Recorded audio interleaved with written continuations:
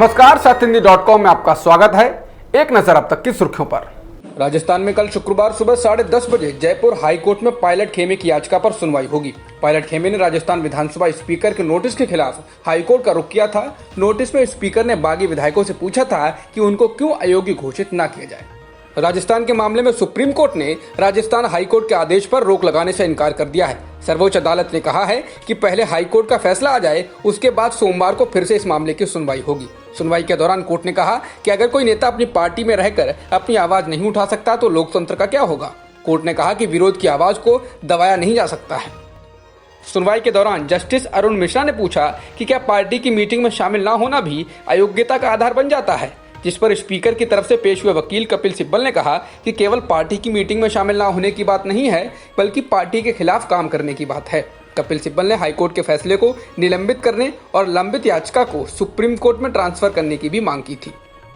राजस्थान के सियासी संकट के बीच पूर्व केंद्रीय मंत्री और कांग्रेस नेता अजय माकन का कहना है कि अशोक गहलोत सरकार सुरक्षित है, क्योंकि हमारे पास बहुमत से 15-20 विधायक अधिक हैं। माकन ने कहा, हाईकोर्ट का निर्णय कल आएगा। पार्टी से दो राय आई हैं। एक राय यह है कि अभी सदन में बहुमत साबित करने के लिए आगे बढ़ें, और दूसरी राय यह है कि न्यायालय के फैसले का इंतजार कर लें ताकि कोई बहाना नहीं रह जाए।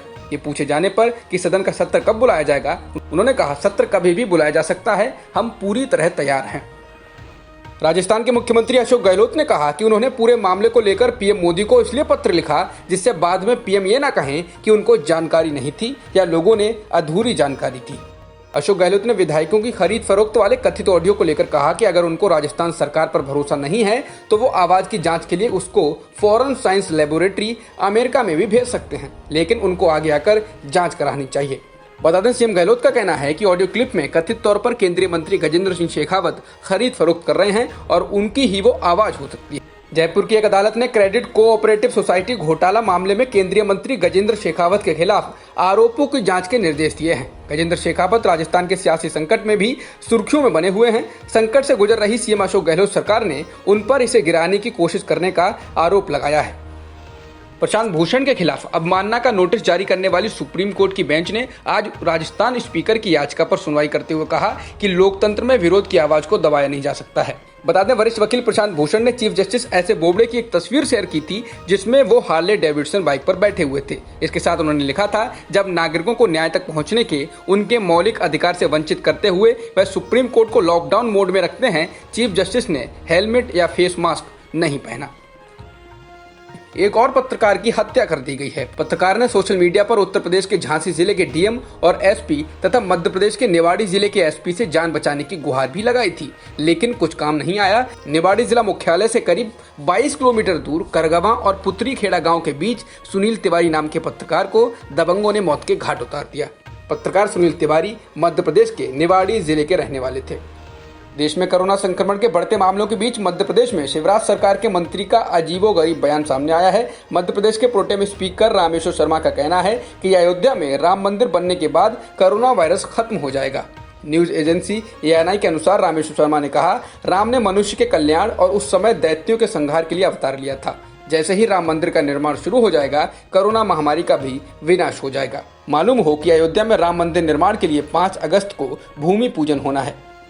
बनारस में गंगा तट पर पूजा और आरती के साथ ही किसी भी धार्मिक सामाजिक आयोजन पर टैक्स लगा दिया गया है। इतना ही नहीं, बनारस में गंगा घाट पर छतरी लेकर बैठने वाले पुरोहितों पंडों को भी अब सालाना पंजीकरण शुल्क देना होगा। वाराणसी नगर निगम ने गंगा घाटों पर अतिक्रमण करने और गंदगी फैलाने वालों से भी भारी जुर्माना वसूलने का भी फैसला किया है। बनारस में गंगा घाट पर कोई भी सांस्कृतिक आयोजन करने पर शुल्क देना होगा। वाराणसी निगम प्रशासन के इस आदेश के बाद संतों में जबरदस्त आक्रोश है। संतों ने इसकी तुलना मुगल काल में लगाए गए जजिया कर से की है। उनका कहना है कि आज़ादी के बाद ये पहली बार हुआ है कि बनारस में गंगा किनारे पूजा पाठ और धार्मिक अनुष्ठान करने पर टैक्स लगाया गया है।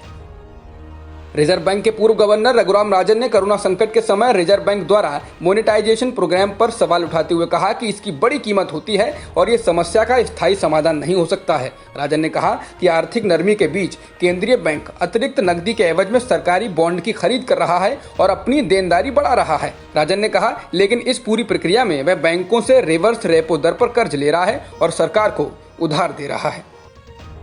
झारखंड में मास्क पहनना अनिवार्य कर दिया गया है। इसका उल्लंघन अब अपराध होगा। मास्क नहीं पहनने पर लोगों को अधिकतम 2 साल की कैद या 1 लाख रुपया जुर्माना या दोनों दंड एक साथ दिए जाने का प्रावधान किया गया है। भारत में संक्रमण के मामलों में अब तक का सबसे बड़ा उछाल देखा गया है। बीते 24 घंटों में देश में 45,720 नए मामले सामने आए हैं और 1,129 लोगों की जान गई है, जिससे देश में कुल संक्रमितों का आंकड़ा 12,38,000 से अधिक हो गया है और कुल मौतों की संख्या भी करीब 30,000 हो गई है। देश में इस वक्त कोरोना वायरस के 4,26,167 सक्रिय मामले हैं, जबकि 7,82,000 से अधिक लोग ठीक भी हो चुके हैं। जॉन्स हॉपकिंस यूनिवर्सिटी के मुताबिक दुनिया में संक्रमितों की संख्या 1,52,00,000 से अधिक हो गई है, जबकि मरने वालों की संख्या 6,23,000 से अधिक हो गई है। फिलहाल 93 लाख से अधिक लोग ठीक भी हो गए हैं। जॉन्स हॉपकिंस यूनिवर्सिटी के मुताबिक अमेरिका में संक्रमितों की संख्या 39,70,000 से अधिक हो गई और मरने वालों का आंकड़ा 1,43,000 से ज्यादा हो चुका है। अब तक की खबरों में बस इतना ही। बाकी खबरों के लिए बने रहिए सत्यहिंदी.com के साथ।